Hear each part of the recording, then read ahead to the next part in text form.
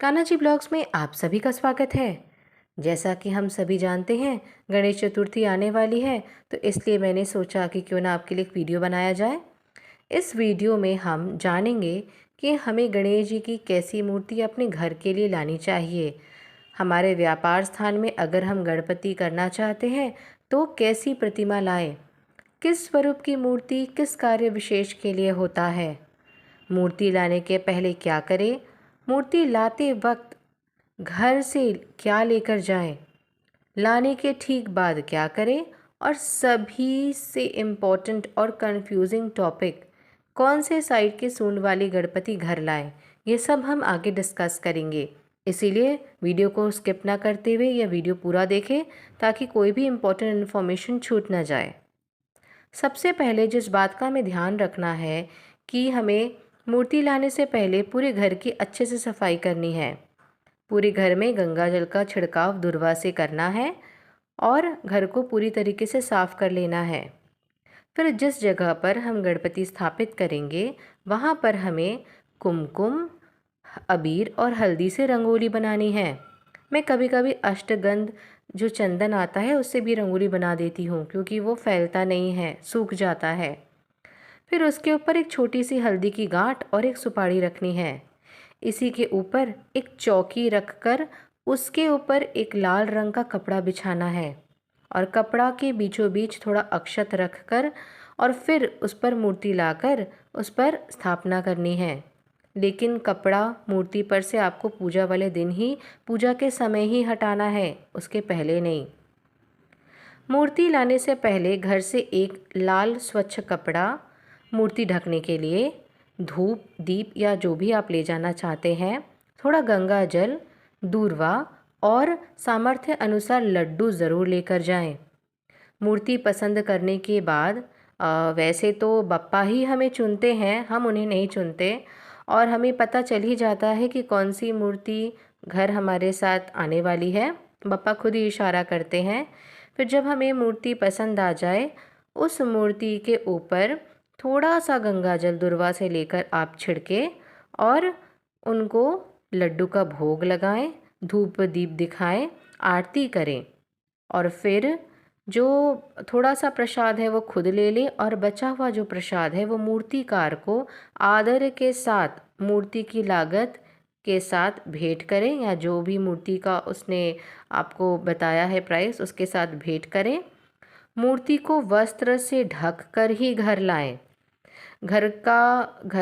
के जो आपके मेन मेंबर होंगे वो मूर्ति से पहुंचने के पहले ही घर के ऊपर, घर का जो मेन डोर होता है उसके ऊपर घी और सिंदूर से मिश्रित स्वास्तिक घर के मुख्य द्वार के बीचों बीच बनाएं और उसके आसपास दोनों तरफ शुभ और लाभ लिखे।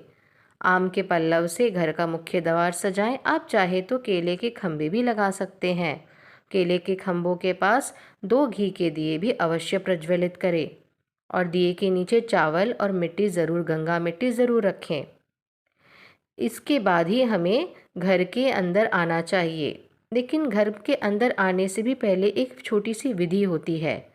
इस विधि के अनुसार घर के जो भी बड़ी सदस्य होते हैं, घर के जो भी सबसे बड़े सदस्य होते हैं, वो थोड़ा सा हाथ में चावल लेते हैं और चावल को यह कामना करते हुए गणेश जी पर डालना होता है कि जैसे चावल अन्नपूर्णा होती है, उसी तरीके से आप भी हमारे घर पर जब आएँ तो घर के भंडार भर दें।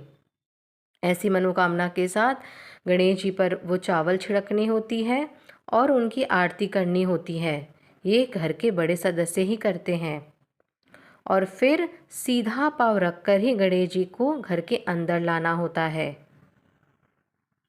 फिर जो चौकी हमने सजा कर रखी है उसी पर मूर्ति को स्थापित करनी होती है। गणेश जी को जब हम घर लाते हैं तो उनका मुख हमारी ओर रहना चाहिए और विसर्जन करते वक्त भी हमारी ओर ही रहनी चाहिए, क्योंकि शास्त्र कहते हैं कि गणेश जी की पीठ के पीछे दरिद्रता का निवास होता है और ऐसे में गणेश जी के पीछे के दर्शन हमें कभी नहीं करने चाहिए। हमें मूर्ति को दीवार से सटा कर ही रखना चाहिए। ऐसा हमारे शास्त्रों में विधान बताया गया है। शास्त्रों के अनुसार हमें हमेशा इस बात का ध्यान रखना चाहिए कि हम गणेश जी की ऐसी मूर्ति लाएं जिनके हाथ में मोदक हो या लड्डू हो और उनका सूंड मोदक या लड्डू के तरफ ही मुड़ा हुआ हो। यही है सबसे बड़ी कन्फ्यूजन का हल। गणेश जी की संपूर्ण शक्तियाँ उनकी सूंड में होती है। मार्केट में दोनों तरह के सूंड वाले गणपति जी मिलते हैं। दाएं सूंड वाले गणेश जी को सिद्धि विनायक गणेश या हट्टी गणेश कहते हैं। ऐसे गणपति जिनका सूंड का अग्र भाग का मोड़ प्रतिमा के ही दाईं ओर मुड़ा हुआ हो, उन्हें हम सिद्धि विनायक गणेश कहते हैं। हम ऐसे ही मूर्ति का दर्शन करते हैं बॉम्बे के सिद्धि विनायक मंदिर में। दाएं सूंड वाले गणेश जी की मूर्ति दक्षिणाभिमुखी होने के कारण इनकी पूजा के विधि विधान बहुत ही सख्त होते हैं। इनकी पूजा केवल जनेऊ पहनकर ही होती है, आसन में बैठकर ही होती है। इनकी पूजा करने से मनोकामना पूरी होने में समय भी लगता है। इस प्रकार के मूर्ति के पूजन और स्थापना मंदिरों में ही होनी चाहिए, क्योंकि गृहस्थ लोग इतने कठिन नियमों का पालन नहीं कर सकते। जिन गणपति का सूंड बाईं ओर मुड़ा हुआ होता है उन्हें वक्रतुंड भी कहा जाता है। इनकी सूंड का अग्र भाग का मोड़ प्रतिमा के बाईं ओर मुड़ी होती है, इसलिए इन्हें वाममुखी भी कहते हैं। वाम यानी बाईं ओर। बाईं ओर चंद्र नाड़ी भी होती है जो शीतलता प्रदान करती है। बाईं ओर उत्तर दिशा होती है और उत्तर दिशा आध्यात्म की होती है। इनकी पूजा के लिए विशेष विधि विधान की ज़रूरत नहीं होती और इसीलिए साधारण मनुष्य आसानी से इनकी पूजा करके मनोरथों की सिद्धि की प्राप्ति कर सकते हैं। इनकी पूजा से संकटों से छुटकारा भी मिलता है। यह अतिशीघ्र प्रसन्न होते हैं, थोड़े में ही संतुष्ट हो जाते हैं, त्रुटियों पर भी क्षमा कर देते हैं। इसलिए मोदक जिस हाथ में हो उस हाथ की तरफ मुड़ा हुआ ही गणपति हमें अपने घर में लाना चाहिए, क्योंकि ऐसे गणपति जब हमारे घर में आते हैं तो प्रसन्नता लाते हैं, बाधा विघ्न दूर करते हैं। हमें ऐसी गणपति अपने घर में लानी चाहिए जिनके गले में जनेऊ के रूप में या कमर में सर्प हो। जी हाँ, आपने ठीक सुना। पंडित प्रदीप मिश्रा जी ने हमें अपने शिव महापुराण की कथा में यह बताया था कि हमें ऐसे ही गणपति लानी चाहिए, क्योंकि ऐसे गणपति संपदा देने में कभी पीछे हटते ही नहीं हैं। मूर्ति में कंधे में जनेऊ के रूप में सर्प हो या फिर कमर पर सांप बंधा हो। वे कहते हैं कि गणपति की ऐसी मूर्ति हमें कभी भी सुख समृद्धि में वृद्धि लाने में नहीं रोकती है, ये बढ़ाती ही जाती है। गणपति स्थापना करने के समय हमें गणपति मूर्ति के दोनों तरफ, दोनों साइड में कुमकुम और हल्दी से बिंदी बनानी चाहिए।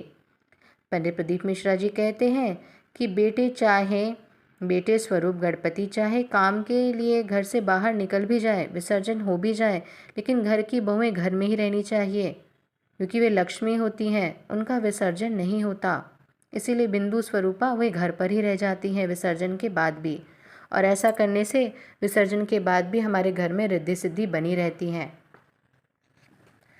गणेश जी के प्रतिमा के साथ साथ उनके वाहन मूषक का भी होना बहुत आवश्यक बताया गया है। उनका एक हाथ वर मुद्रा में होनी चाहिए, क्योंकि वर मुद्रा वाली मूर्ति हमेशा सुख और समृद्धि देने वाली होती है। गणेश जी के माथे पर मुकुट होना चाहिए, अगर नहीं है तो आप बाद में भी उसे लगा सकते हैं।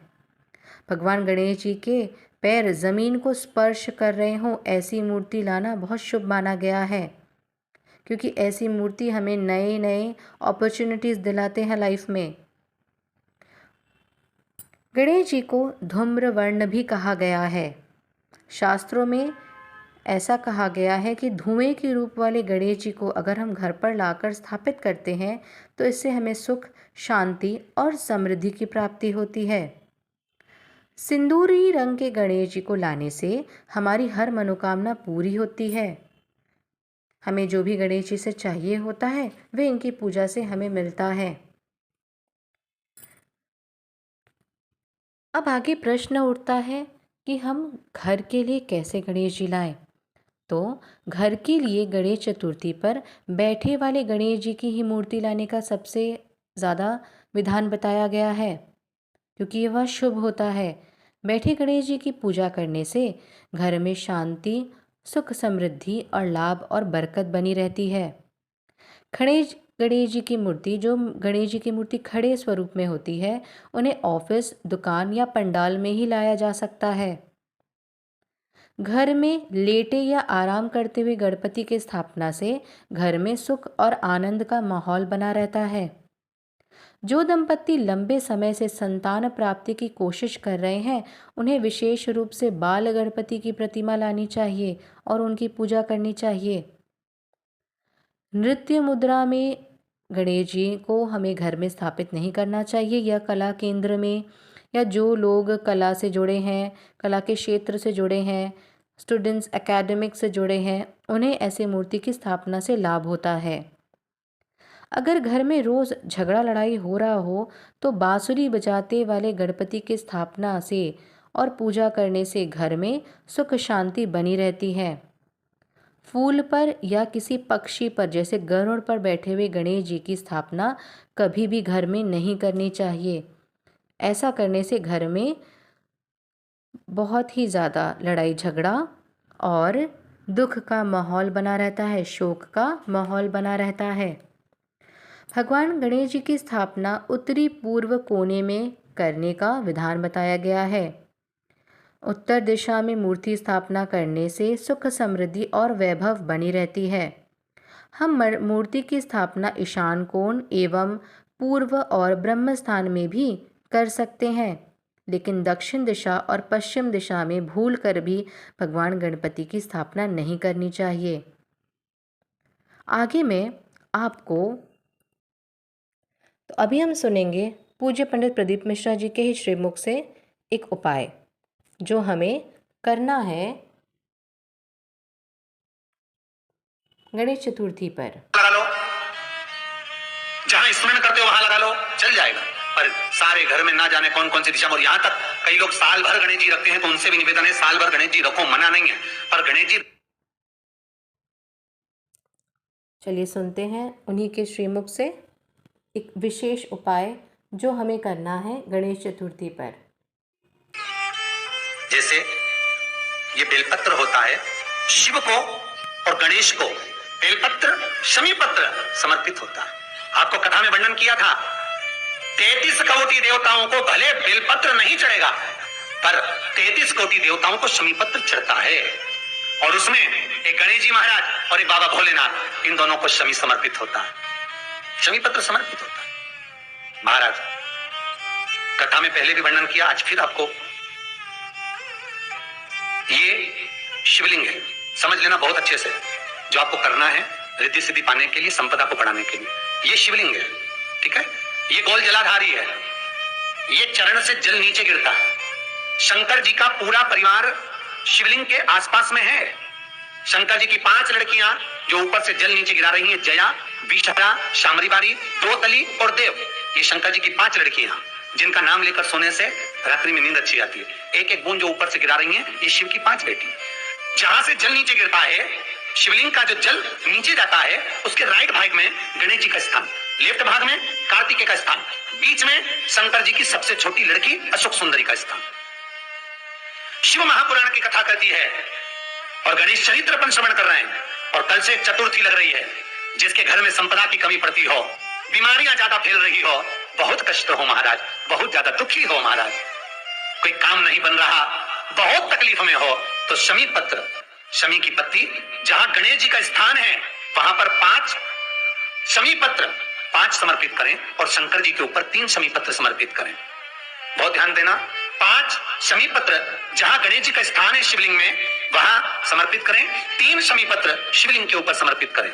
एक शमी पत्र शंकर जी की चौखट पर लेफ्ट भाग में, जाते समय आपका उल्टा हाथ, जब मंदिर से निकलो तो उल्टे हाथ पर लेफ्ट भाग में शंकर जी की चौखट पर समर्पित करें, एक शमी पत्र। और महाराज टीका दिया, जहां लेफ्ट भाग में आपने शमी पत्र रखा है, मंदिर में ना दिया लगाकर बाहर की ओर जहां शमी पत्र रखा है उसके ठीक साइड में एक घी का दिया लगा दीजिए। केवल गणेश चतुर्थी से लेकर अनंत चतुर्दशी तक गणेश पुराण कहती है भगवान गणेश जी का मोर ध्वज का मयूर ध्वज गणेश का नाम लेकर जो ये दीप शमी पत्र चढ़ा देता है उसके घर से कभी रिद्धि सिद्धि नहीं जाती, वैभव प्रतिष्ठा नहीं जाती।